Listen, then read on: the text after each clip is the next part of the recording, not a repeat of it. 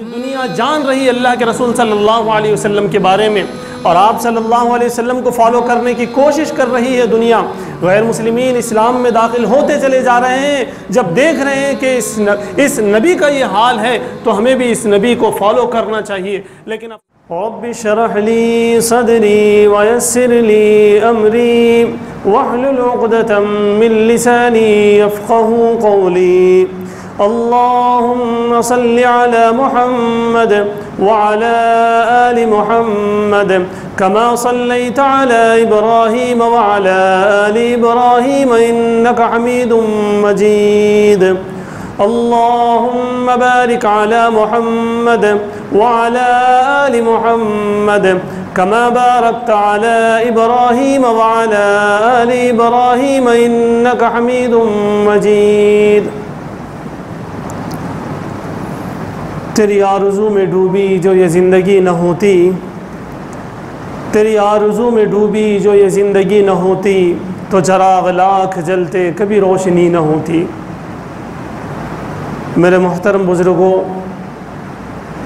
اور ملت کے نوجوانوں، آج کے خطاب میں انشاءاللہ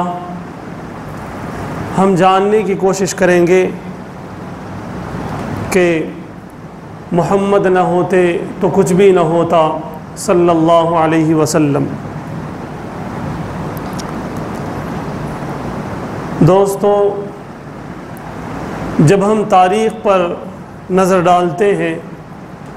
ہم میں سے بہت سارے لوگ جانتے ہیں کہ نبی پاک صلی اللہ علیہ وسلم کے دنیا میں تشریف لانے سے پہلے اس دنیا کے کیا حالات تھے، معاشرے اور کلچر کے کیا حالات تھے۔ لیکن میں یہ بات بتاتا چلوں، جب کبھی اس طرح کی بات ہمارے سامنے آتی ہے کہ محمد صلی اللہ علیہ وسلم نہ ہوتے تو کچھ بھی نہ ہوتا، تو ہمارے ذہن فوراً اس مادی دنیا کی طرف ہمارے ذہن جاتے ہیں، اور ممکن ہے کچھ شعراء نے اس پر کلام بھی لکھا ہے، لیکن لوگوں نے یہ لکھا کہ یہ آسمان کی بلندیاں نہ ہوتی، یہ زمین جو بچھا دی گئی ہے حد نگاہ تک وہ موجود نہ ہوتی، سمندر کے اندر جو طغیانی ہیں، جو سمندر کے اندر لہریں ہیں، اگر محمد صلی اللہ علیہ وسلم موجود نہ ہوتے، آپ صلی اللہ علیہ وسلم کو دنیا میں مبعوث کرنا نہ ہوتا، تو اللہ رب العزت اس سمندر کو بھی پیدا نہ فرماتے، اس دن کو بھی پیدا نہ فرماتے، اس رات کو بھی پیدا نہ فرماتے۔ لوگوں نے یہ بھی لکھا کہ یہ سورج جو ہے وہ آپ صلی اللہ علیہ وسلم کے مرہون منت ہے، یہ جو چاند ہمیں نظر آ رہا ہے وہ بھی نبی پاک صلی اللہ علیہ وسلم کے معجزے کو ظاہر کرنے کے لیے برپا کیا گیا، پیدا کیا گیا۔ غرض لوگ یہ لکھے ہیں کہ اس دنیا کے اندر جتنی چیزیں موجود ہیں، ان تمام چیزوں کے موجود ہونے کے لیے ایک وجہ، بلکہ اہم وجہ، بعض لوگوں نے تو یہ لکھا کہ صرف یہی وجہ ہے کہ نبی پاک صلی اللہ علیہ وسلم کو برپا کرنا تھا، نبی پاک صلی اللہ علیہ وسلم کو اس دنیا میں لانا تھا، اس لیے پوری دنیا اور پوری کائنات کو بنائی گئی۔ یہ ایک الگ ٹاپک ہے، یہ الگ میٹر ہے۔ آج میں آپ حضرات کے سامنے جو چیزیں پیش کرنے جا رہا ہوں وہ یہ کہ پوری انسانیت کے لیے میں صرف مسلمانوں کے لیے نہیں کہوں گا بلکہ پوری انسانیت کے لیے، اور میں آگے بڑھ کر یوں کہوں کہ پوری جاندار چیزوں کے لیے نبی پاک صلی اللہ علیہ وسلم نے ایسے حقوق بتائے ہیں، ایسے حقوق بتائے ہیں، ایسے حقوق بتائے ہیں جو نبی پاک صلی اللہ علیہ وسلم کی وجود کی وجہ سے یہ ہوئے ہیں۔ اسی لیے میں آپ حضرات کو نبوت سے پہلے، بلکہ مبعوث ہونے سے پہلے، بلکہ آپ صلی اللہ علیہ وسلم کی پیدائش سے پہلے کہ جو حالات تھے ان حالات کے طرف 1-2 منٹ کے لیے لے جانا چاہوں گا۔ وہ ایسا زمانہ تھا، میں نے جیسا کہ کہا کہ آپ حضرات کے اندر سے بہت سارے لوگ جانتے بھی ہوں گے کہ وہاں پر بھائی بھائی کا نہ تھا، ماں بیٹی کی نہ تھی، باپ بیٹے کا نہ تھا، وہاں پر کوئی رشتے ناتے کام آنے والے نہیں تھے، وہاں پر صرف اور صرف خرافات موجود تھے۔ عرب کے اس ماحول میں نبی پاک صلی اللہ علیہ وسلم کے پیدا ہونے سے پہلے اور آپ صلی اللہ علیہ وسلم کو نبوت دیے جانے سے پہلے کے حالات جو ہم پڑھتے ہیں، اگرچہ اگرچہ دین ابراہیمی موجود تھا، کچھ لوگ مانتے تھے حضرت ابراہیم علیہ السلام کو، حضرت اسماعیل علیہ السلام کو، لیکن بہت کم لوگ تھے جو دین پر موجود تھے، اس زمانے کے دین پر موجود تھے، اور جن لوگوں کے اخلاق اچھے تھے۔ بہت کم لوگ، گنے چنے لوگ وہاں پر موجود تھے۔ وہاں پر جانوروں کے ساتھ بھی بدتمیزیاں تھیں، وہاں پر انسانوں کے ساتھ بھی بدتمیزیاں تھیں۔ آپ جانتے ہی ہیں لڑکیوں کو زندہ درگور کیا جاتا تھا، زندہ دفنایا جاتا تھا لڑکیوں کو۔ آپ جانتے ہیں عورتوں کو صرف بچوں کو پیدا کرنے کی ایک مشین سمجھا جاتا تھا۔ آپ جانتے ہیں، یا آپ کو جاننا چاہیے، وہاں پر بچے اپنے بیوہ ماں سے بھی نکاح کر لیا کرتے تھے۔ اتنی زیادہ درندگی وہاں پر موجود تھی۔ آپ کو جاننا چاہیے لوگوں اور خاندانوں اور قبیلوں کے اندر جو دشمنیاں چلتی تھیں وہ سالوں چلا کرتی تھی۔ معمولی سی بات پر گھورا کیکو، معمولی سی بات پر کہ ان کا اونٹ ہمارے بولی سے، ہمارے کنویں سے پانی کیوں پی گیا، اس پر میرے دوستو سالوں جنگیں ہوا کرتی تھی، لڑائیاں ہوا کرتی تھی۔ بھائی کے خون کا پیاسا تھا۔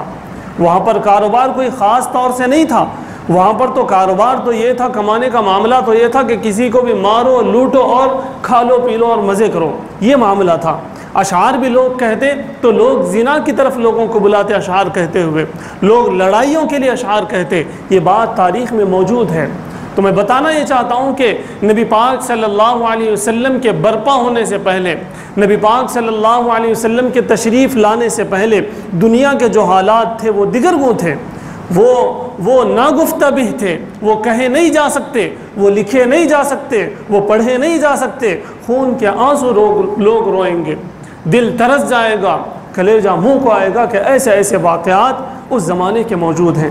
لیکن نبی پاک صلی اللہ علیہ وسلم جب اس دنیا میں تشریف لائے، آپ جانتے ہیں اللہ کے رسول صلی اللہ علیہ وسلم جب کوکھ میں تھے، اسی وقت سے نبی صلی اللہ علیہ وسلم کے برکات اور انوارات ظاہر ہونے شروع ہو گئے۔ حضرت حلیمہ سعدیہ کے بعد جب آپ صلی اللہ علیہ وسلم پہنچے، جب آپ صلی اللہ علیہ وسلم دودھ پینے کی عمر کو تھے، وہاں پر بھی جس طرح کے معجزات پیش آئے، وہاں پر بھی جس طرح کے برکات پیش آئے، آپ صلی اللہ علیہ وسلم کے وجود کی وجہ سے آپ جانتے ہیں۔ اسی لیے میں نے یہ عنوان لیا ہے کہ محمد نہ ہوتے تو کچھ بھی نہ ہوتا صلی اللہ علیہ وسلم۔ آپ صلی اللہ علیہ وسلم نے والدین کو اولاد کے حقوق دیے، اولاد کو والدین کے حقوق دیے۔ اگر آپ صلی اللہ علیہ وسلم موجود نہ ہوتے تو یہ حقوق نہ ملتے۔ لوگ اپنے والدین کو گھر سے نکال کر گھسیٹ کر باہر پھینکتے، اپنے والدین کو تماچے لوگ مارا کرتے تھے، لیکن آپ صلی اللہ علیہ وسلم نے فرمایا رضا ربی رضا الوالدی، اللہ کی رضامندی والد کی رضامندی میں ہے۔ اگر آپ صلی اللہ علیہ وسلم موجود نہ ہوتے تو باپ کو یہ مقام نہ ملتا۔ آپ صلی اللہ علیہ وسلم نے ارشاد فرمایا کہ والد جنت کے دروازوں میں سے ایک دروازہ ہے، یہ درجہ آپ صلی اللہ علیہ وسلم نے دیا۔ اسی لیے میں کہنا چاہتا ہوں کہ محمد نہ ہوتے تو کچھ بھی نہ ہوتا، یعنی کہ والد کے جو حقوق ہیں وہ دنیا کے سامنے نہ آتے۔ اسی طرح سے والدہ کے جو حقوق ہیں اس کو اللہ کے رسول صلی اللہ علیہ وسلم نے واضح کر دیا، کھول کر رکھ دیا کہ والدہ کے کیا حقوق ہیں۔ آپ صلی اللہ علیہ وسلم نے ارشاد فرمایا الجنت تحت اقدام الامہات، ماں کے قدموں کے نیچے جنت موجود ہے، یعنی کہ ان کی خدمت اگر تم کرو گے، ان کو راضی اگر تم رکھو گے تو تم جنت میں تمہارا جانا یقینی ہوگا۔ یہ ایک جملہ تھا، لیکن اللہ کے رسول صلی اللہ علیہ وسلم کے اس جملے نے ماؤں کو وہ درجہ دیا کہ یہ اس درجے کو کسی دین نے ماؤں کو یہ درجہ نہ دے سکا،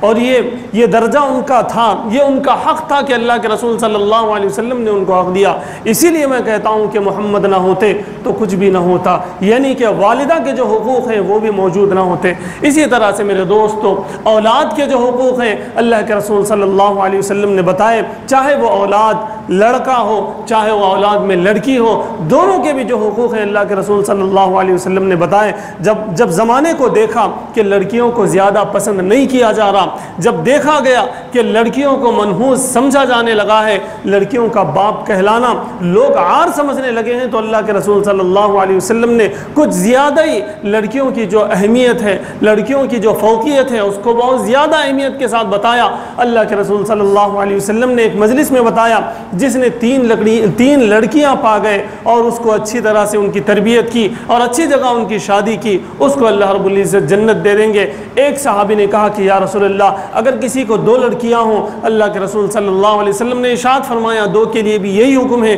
ایک صحابی نے فرمایا کہ یا رسول اللہ، اگر کسی کو 1 لڑکی ہو، اللہ کے رسول صلی اللہ علیہ وسلم نے ارشاد فرمایا 1 لڑکی بھی اگر کوئی پالے، اس کی صحیح اچھی تربیت کرے اور اچھی جگہ اس کا نکاح کر دے، اللہ رب العزت اس کی وجہ سے اس کو جنت دے دیں گے۔ تو وہ لڑکیوں کا وہ اوقات تھی کہ ان کو زندہ درگور کیا جاتا تھا، زندہ انہیں دفن کیا جاتا تھا۔ کوئی باپ نہیں چاہتا تھا کہ وہ ایک لڑکی کا والد کہلائے۔ ایسا خطرناک ماحول تھا، ایسا خطرناک لوگوں کے اندر ایک کلچر آ چکا تھا، لیکن آپ صلی اللہ علیہ وسلم نے لڑکی کا وہ درجہ دیا کہ لوگ تمنا کرنے لگے کہ اے کاش مجھے لڑکی ہوتی۔ ادھر قریب کا ایک واقعہ میں آپ کو بتاتا چلوں، میرے ذہن میں وہ آ گیا، اس لیے میں یہ کہنا چاہتا ہوں کہ محمد نہ ہوتے تو کچھ بھی نہ ہوتا۔ یہ جو لڑکیاں ہیں، چھوٹی معصوم لڑکیاں، ان کا درجہ بہت زیادہ گھٹا دیا گیا تھا، ان کو منحوس سمجھا جانے لگا تھا۔ ادھر قریب میں ایک آدمی کو 6 لڑکیاں ہو گئی، اس کے بعد اس نے اپنی بیوی کو وارننگ دے دیا کہ اگر اگلی بیٹی ہوگی تو 7 بیٹیوں کے ساتھ تم کو بھی میں طلاق دوں گا، تم کو بھی چھوڑ دوں گا اور 7 بیٹیوں کو بھی چھوڑ دوں گا، جاؤ تم جہاں چاہو رہو، جو کرو، میرے لیے تم لوگ مر گئے۔ وہ لڑکی روتی ہے، بلبلاتی ہے کہ اگر آگے اور ایک لڑکی ہو جائے گی، ماں روتی ہے کہ پھر یہ ایسا ظالم ہے کہ ہمیں چھوڑ دے گا تو ہم کیا کریں گے۔ وہ رو رو کر اللہ سے دعائیں مانگتی ہے۔ میرے دوستو، رات وہ آدمی خواب دیکھتا ہے، خواب میں وہ یہ دیکھتا ہے کہ وہ مر چکا ہے، اس کو فرشتے یہاں سے لے جا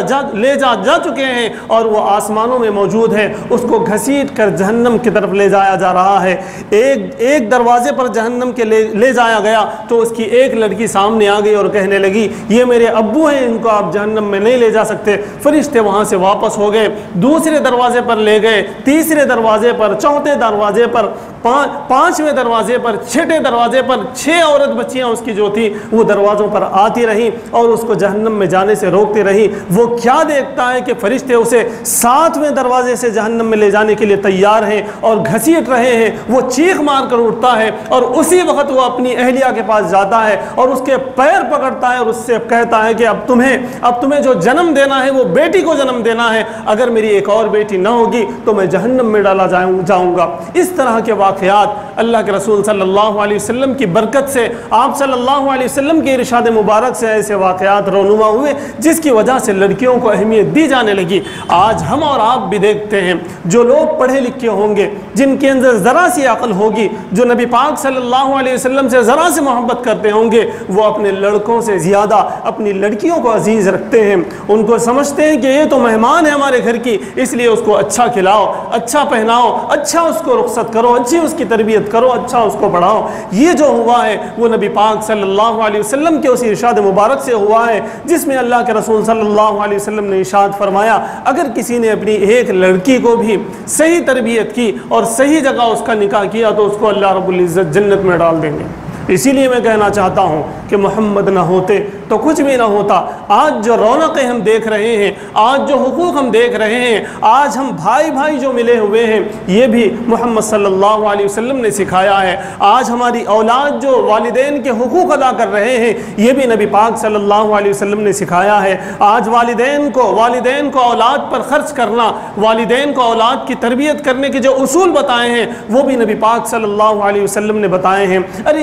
ارے یہ دشمن کیا جانے نبی پاک صلی اللہ علیہ وسلم کے بارے میں، اگر وہ پڑھ لے نبی پاک صلی اللہ علیہ وسلم کو، اگر وہ سن لے نبی پاک صلی اللہ علیہ وسلم کو، اگر وہ ان کے سچے عاشق کو دیکھ بھی لے، جیسا کہ خواجہ اجمیری کو دیکھ کر لوگوں نے اسلام قبول کیا، آج بھی نبی پاک صلی اللہ علیہ وسلم کی زندگی کے اندر وہ پاور موجود ہے، وہ جرت موجود ہے کہ اگر کوئی پڑھ لے، اگر کوئی دیکھ لے اور سچے عاشق کو اگر کوئی دیکھ لے تو وہ اسلام میں داخل ہو جائے گا۔ وہ مجبور ہوگا کہ ایک باپ کو تو ایسا ہونا چاہیے، وہ مجبور ہوگا اور کہے گا کہ ایک اولاد کو تو ایسے ہی ہونا چاہیے، ایک بیوی کو ایسے ہی ہونا چاہیے۔ اللہ کے رسول صلی اللہ علیہ وسلم نے بیوی کا جو درجہ دیا وہ میرے دوستوں جاننے کے قابل ہے، وہ ہمیں جاننا چاہیے۔ اللہ کے رسول صلی اللہ علیہ وسلم نے ارشاد فرمایا خیر متاع الدنیا المرأة الصالحہ، پوری دنیا کے اندر ایمان کے بعد، اسلام کے بعد، اللہ کے بعد، رسول اللہ کے بعد اگر کوئی چیز اہمیت کی حامل ہے، کوئی نعمت ہے تو اللہ کے رسول صلی اللہ علیہ وسلم نے ارشاد فرمایا وہ نیک بیوی ہے۔ اب آپ بتائیے ایک بیوی کو اگر وہ نیک بنی رہے گی تو وہ اپنے شوہر کے لیے سب سے بہترین نعمت ہے۔ ایک بنگلے سے زیادہ بہترین اور عزیز نعمت ایک نیک بیوی ہے۔ اچھی اولاد سے زیادہ یا بگڑی ہوئی اولاد سے زیادہ نیک بیوی اس کے لیے بہت اہم ہے۔ اگر والدین ایسے ویسے اگر اس کی قسمت میں ہو تو اگر نیک بیوی اسے مل جائے تو اسے سکون مل جائے گا۔ اور یہ درجہ اللہ کے رسول صلی اللہ علیہ وسلم نے بیویوں کو اس لیے دیا ہے تاکہ وہ نیک بنے، تاکہ وہ فرمانبردار بنے، تاکہ وہ اپنی اولاد سے محبت کرنے والے بنے، تاکہ وہ اپنے پڑوسیوں کے حقوق ادا کرنے والے بنے، تاکہ وہ اپنے سسرالی رشتہ داروں کے حقوق ادا کرنے والے بنے۔ آپ بتائیے نیک بیوی اگر کسی کو بننا ہوگا تو اس کو کتنی محنت کرنی ہوگی؟ اسے اپنے ساس سسور کو برداشت کرنا ہوگا، اپنی دیورانی اور جٹھانی کو برداشت کرنا ہوگا، سب کے ساتھ اچھا سلوک اسے کرنا ہوگا، تبھی وہ نیک بیوی بنے گی۔ جب ایک عورت، ایک لڑکی نیک بیوی بنے گی تو یہاں جو لوگ شادی شدہ ہیں وہ جانتے ہیں کہ اگر بیوی نیک ہو، اگر بیوی برداشت کرنے والی ہو تو ہمارا پورا گھر شانتی اور انتی والا ہوگا، ہمارا پورا گھر اتنا شانت ہوگا اور کسی طرح کی کوئی گڑبڑی نہیں ہوگی، بچوں کی تربیت بھی اچھی ہوگی، سودا بھی آتا رہے گا، نوکری بھی آدمی اچھا کر لے گا، بچے بھی پڑھائی اچھی کر لیں گے۔ لیکن ان تمام کے لیے اللہ کے رسول صلی اللہ علیہ وسلم نے ایک حدیث مبارکہ میں بتا دیا کہ خیر متاع الدنیا المرأة الصالحہ، ایک بیوی کو اگر وہ نیک بن جائے گی تو وہ اپنے شوہر کے لیے سب سے بہترین وہ نعمت ہے۔ اسی لیے میں کہنا چاہتا ہوں محمد نہ ہوتے تو کچھ بھی نہ ہوتا۔ یہ جو گھر کا سکون ہے، جو میاں بیوی کے اندر جو سکون ہے وہ نبی پاک صلی اللہ علیہ وسلم کے بتائے ہوئے طریقوں کی وجہ سے ہیں۔ آج آپ دیکھ لیجئے جتنے والدین یا جتنے شوہر پریشان ہوں گے ان کے گھروں میں آپ دیکھ لیجئے وہاں پر سنتیں موجود نہیں ہیں، جس کی وجہ سے وہاں پر شانتی نہیں ہے، وہاں پر نبی پاک صلی اللہ علیہ وسلم کی تعلیمات کو فالو نہیں کیا جا رہا ہے، اس لیے وہ پریشان ہیں۔ بظاہر اگر کوئی ہمیں اچھے خاصے لگ رہے ہیں تب بھی میرے دوستوں ان کو قیامت کے دن منہ کی کھانی ہوگی۔ اس لیے نبی پاک صلی اللہ علیہ وسلم کے ان تمام ارشادات پر ہمیں غور کرنے کی ضرورت ہے کہ کہاں کہاں اللہ کے رسول صلی اللہ علیہ وسلم نے ہمیں کس چیز کا حکم دیا ہے۔ اسی لیے میں نے آپ حضرات کے سامنے ایک شعر پڑھا، اس شعر کے اندر پتہ نہیں شاعر نے کیا کہا، لیکن میں آج یہ کہنا چاہتا ہوں ساری انسانیت رسول پاک صلی اللہ علیہ وسلم کے سامنے ہاتھ جوڑ کر کھڑی ہے اور وہ کہتی ہے تیری آرزو میں ڈوبی جو یہ زندگی نہ ہوتی تو چراغ لاکھ جلتے کبھی روشنی نہ ہوتی۔ اللہ کے رسول صلی اللہ علیہ وسلم کی سنتیں اگر ہماری زندگیوں میں نہ ہوتی تو ہم مسکرا نہیں سکتے۔ نبی پاک صلی اللہ علیہ وسلم کا بتایا ہوا بہترین طریقہ اگر ہمارے اندر نہ ہوتا تو ہماری اولاد ہمیں پوچھ کے نہیں دیکھتی، ہمارے والدین ہمیں پوچھ کے نہیں دیکھتے، ہماری بیویاں بھی کہیں نہ کہیں آنکھیں لڑائی ہوئی ہوتی۔ ان کو اللہ کے رسول صلی اللہ علیہ وسلم نے پابند فرمایا، ان کو کہا کہ تمہاری ذمہ داری یہ ہے کہ تم اپنے شوہر کے مال کی تمہیں حفاظت کرنی ہوگی اور اپنی عزت کی تمہیں حفاظت کرنی ہوگی۔ اللہ کے رسول صلی اللہ علیہ وسلم نے یہ احکامات جاری کر دیے جس کی وجہ سے سارے جو جوڑے مسلمانوں کے اندر موجود ہیں وہ بڑے سکون میں موجود ہیں۔ اسی طرح سے پڑوسیوں کے حقوق بھی اللہ کے رسول صلی اللہ علیہ وسلم نے بتائے۔ یہی تو وجہ تھی صحابہ اکرام کے پڑوسی ایسے تھے کہ جن کی جو لاگت ہوا کرتی تھی اس سے ڈبل ان کے گھر بکا کرتے تھے۔ ایک صحابی کے بارے میں آتا ہے کہ وہ اپنا گھر بیچنا چاہتے تھے، مان لو ان کا گھر آج کے حساب سے 40 لاکھ کا ان کا گھر تھا تو انہوں نے 40 کے بجائے 80 لاکھ انہوں نے قیمت بتائی۔ لوگ پریشان ہو گئے اور کہا کہ بھائی میرا پڑوسی ایسا ہے کہ مجھے کبھی کچھ بنانے کی ضرورت نہیں پڑتی، میری کوئی بھی پریشانی ہوتی تو وہ میری پریشانی میں میرا ساتھ دیتا ہے۔ یہ صحابہ اکرام کو اللہ کے رسول صلی اللہ علیہ وسلم کی تربیت تھی، اس کی وجہ سے کہ پڑوسی بہت بہترین ہیں، انہوں نے اپنے گھر کا جو ریٹ تھا اس کو ڈبل کر دیا، 40 لاکھ کے بجائے 80 لاکھ کر دیا۔ جب مارکیٹ میں یہ بات چلی گئی کہ بھائی 40 لاکھ کا 80 لاکھ میں بیچا جا رہا ہے، مثال کے طور پر میں آپ کو بتا رہا ہوں، تو لوگ بہت زیادہ پریشان ہو گئے اور جاننے لگے کہ یہ کیوں؟ تو انہوں نے یہ بتایا کہ میرا جو پڑوسی ہے وہ اتنا بہترین پڑوسی ہے کہ جب بھی اس کے گھر میں کچھ بھی بنتا ہے تو وہ میرے پاس بھیج دیتا ہے، جب مجھے کسی بھی طرح کی پریشانی ہوتی ہے تو وہ میرا ساتھ دیتا ہے، مجھے کسی طرح کی کوئی پریشانی نہیں ہوتی تو اس گھر میں جو آئے گا اس کو بھی پریشانی نہیں ہوگی۔ میرے دوستو، جب اس پڑوسی کو یہ بات معلوم ہوئی تو ان پڑوسی نے ان سے پوچھا کہ آپ گھر کیوں بیچنا چاہتے ہیں؟ انہوں نے کہا کہ مجھے کچھ پیسوں کی ضرورت ہے جس کی وجہ سے میں بیچنا چاہتا ہوں۔ تو وہ پڑوسی ایسے نکلے کہ انہوں نے ان کو پوری قیمت دے دی، پورے پیسے دے دیے کہ تم اپنا کام کر لو لیکن آپ میرے بازو ہی رہو، میرے پڑوسی ہی رہو۔ یہ جو حقوق کا جو معاملہ آیا یہ کہاں سے آیا؟ یہ نبی پاک صلی اللہ علیہ وسلم کی تربیت کی وجہ سے آیا۔ اسی لیے میں کہتا ہوں کہ محمد نہ ہوتے تو کچھ بھی نہ ہوتا۔ آج ہمارے محلوں میں ہمارے پڑوسیوں کے ساتھ اگر ہم آج نبی پاک صلی اللہ علیہ وسلم کے بتائے ہوئے طریقے کے مطابق ان کے ساتھ سلوک کرنے لگے تو آج بھی وہ معاملہ ہو سکتا ہے۔ اس لیے کہ صحابہ اکرام نے ارشاد فرمایا تھا، ہمیں ڈر ہونے لگا۔ اللہ کے رسول صلی اللہ علیہ وسلم نے پڑوسیوں کے اتنے حقوق بتائے، ہمیں یہ ڈر ہونے لگا کہ کہیں وراثت میں بھی ان کا حق نہ دے دیا جائے۔ یہ ڈر ہونے لگا تھا، تو اتنی زیادہ جو ہے اپنے پڑوسیوں کا خیال کرنے کا ہمیں حکم دیا گیا ہے۔ آپ صلی اللہ علیہ وسلم نے اسی طرح سے راستے اگر ہم چل رہے ہوں تو اس کے حقوق بتائے ہیں، اگر ہم کہیں پڑھ رہے ہوں، کہیں پڑھا رہے ہوں اس کا طریقہ بتایا، اگر ہم تجارت کر رہے ہوں تو اس کو بھی کر کے بتایا کہ تجارت کیسی کی جائے، اگر ہم شادی بیاہ کر رہے ہوں تو اس کو بھی بتایا کہ کیسے کیا جائے۔ غرض میرے دوستوں، پوری زندگی کے ہمارے جو بھی ایکٹیویٹیز ہوں گے ان تمام ایکٹیویٹیز کو اچھے انداز سے کیسا کرنا چاہیے یہ اللہ کے رسول صلی اللہ علیہ وسلم نے بتایا۔ اگر آپ صلی اللہ علیہ وسلم موجود نہ ہوتے، اگر آپ صلی اللہ علیہ وسلم تشریف نہ لاتے تو میرے دوستوں ہم آپس کے جو حقوق ہیں وہ ادا کرنے سے رہے۔ جس طرح آپ صلی اللہ علیہ وسلم سے پہلے کے لوگ تھے، آپ نبوت سے پہلے جس طرح کے ظلم تھے، جس طرح کا تشدد تھا، جس طرح کے حقوق مارے جاتے تھے، وہی سب کچھ ہوا کرتا اگر آپ صلی اللہ علیہ وسلم موجود نہ ہوتے۔ مگر افسوس اس بات کی ہے کہ آج ہم نبی پاک صلی اللہ علیہ وسلم کے نام لیوا ہیں۔ آپ صلی اللہ علیہ وسلم کے لیے اپنی جان تک دینے کے ہم جو ہے وعدہ کرنے والے ہیں، ہم نعرے لگانے والے ہیں۔ آج ہم سب کچھ برداشت کرنے کے لیے ہم تیار ہیں، اس کا اقرار ہم کرتے ہیں، لیکن شیم ہے، لیکن افسوس ہے کہ جب ہم اپنی زندگی کو طرف دیکھتے ہیں، جب ہم روز کی روٹین کو دیکھتے ہیں تو نبی پاک صلی اللہ علیہ وسلم کی سنتوں سے کوسوں دور، میلوں دور ہماری زندگی موجود ہے۔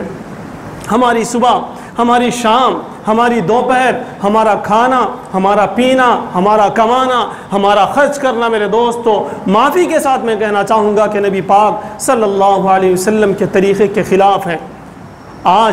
آج دنیا جان رہی اللہ کے رسول صلی اللہ علیہ وسلم کے بارے میں، اور آپ صلی اللہ علیہ وسلم کو فالو کرنے کی کوشش کر رہی ہے دنیا۔ غیر مسلمین اسلام میں داخل ہوتے چلے جا رہے ہیں، جب دیکھ رہے ہیں کہ اس نبی کا یہ حال ہے تو ہمیں بھی اس نبی کو فالو کرنا چاہیے۔ لیکن افسوس اس بات پر ہے، ہزار مرتبہ افسوس اس بات پر ہے کہ آج ہماری مسجدوں میں نبی پاک صلی اللہ علیہ وسلم کی سنتیں موجود نہیں، آج ہماری بستیوں میں نبی پاک صلی اللہ علیہ وسلم کا طریقہ موجود نہیں، آج ہمارے خاندانوں میں نبی پاک صلی اللہ علیہ وسلم کی سنتیں موجود نہیں۔ ہماری شادیاں ہوں، ہمارے کاروبار ہو، ہمارے سکولز ہو، ہمارے کالجز ہو، کچھ بھی ہو میرے دوستو، وہاں پر ہم نبی پاک صلی اللہ علیہ وسلم کی سنتوں کی حفاظت نہیں کر پا رہے۔ کل ہم کیا جواب دیں گے؟ اس لیے میں آپ حضرات سے گزارش کرنا چاہتا ہوں کہ جیسا کہ ہم اپنی گردن آپ صلی اللہ علیہ وسلم کے لیے قربان کرنے کے لیے تیار ہیں، اپنا گھر ہم نبی پاک صلی اللہ علیہ وسلم کی عزت کے لیے قربان کرنے کے لیے تیار ہیں، اسی طرح سے ہم فجر میں اپنی نیند کو قربان کر دیں، اسی طرح سے شادیوں میں ہم آپ صلی اللہ علیہ وسلم کی سنت کے خلاف کرنے سے اپنے آپ کو روکیں، اسی طرح سے ہم کاروبار میں آپ صلی اللہ علیہ وسلم کی سنتوں پر عمل کرنے کی کوشش کریں۔ غرض پوری زندگی میں، پورے 24 گھنٹوں میں ہم اس بات پر غور کریں، ہم اس بات کا لحاظ رکھیں کہ ہم جو کچھ کر رہے ہیں اس سے نبی پاک صلی اللہ علیہ وسلم ہم سے راضی ہوں گے یا ہم سے ناراض ہوں گے۔ اگر اس کا ہم لحاظ رکھیں گے تو میرے دوستوں یہ بات واقع واضح ہوگی کہ اگر محمد نہ ہوتے تو کچھ بھی نہ ہوتا۔ اگر ہم نے ان چیزوں کا لحاظ نہیں رکھا تو آپ صلی اللہ علیہ وسلم سے کے ہوتے ہوئے بھی ہم نے والدین کے حقوق ادا نہیں کیے، ہم نے اولاد کے حقوق ادا نہیں کیے، ہم نے اپنے پڑوسیوں کے حقوق ادا نہیں کیے، ہم نے مسجد کا حق ادا نہ کیا، ہم نے بستی کا حق ادا نہ کیا، تو میرے دوستوں نبی پاک صلی اللہ علیہ وسلم کا اس دنیا میں آنا اور نہ آنا میرے اور آپ کے لیے ایک جیسا ہوگا۔ اس لیے گزارش ہے آپ حضرات سے کہ آپ صلی اللہ علیہ وسلم کے اس دنیا میں آنے کی جو وجہ ہے اور آپ صلی اللہ علیہ وسلم نے جو زندگی کا طریقہ بتایا ہے خدا را اس پر عمل کرنے کی کوشش کریں، اللہ کے لیے، رسول اللہ کے لیے ان کی سنتوں پر عمل کرنے کی کوشش کریں تاکہ دنیا کو یہ دکھے کہ نبی پاک صلی اللہ علیہ وسلم کی کیا شان تھی۔ اللہ تعالیٰ سے دعا ہے کہ اللہ تعالیٰ ہمیں ان تمام چیزوں پر عمل کرنے کی توفیق عطا فرمائے۔ وآخر دعوانا الحمدللہ رب العالمین۔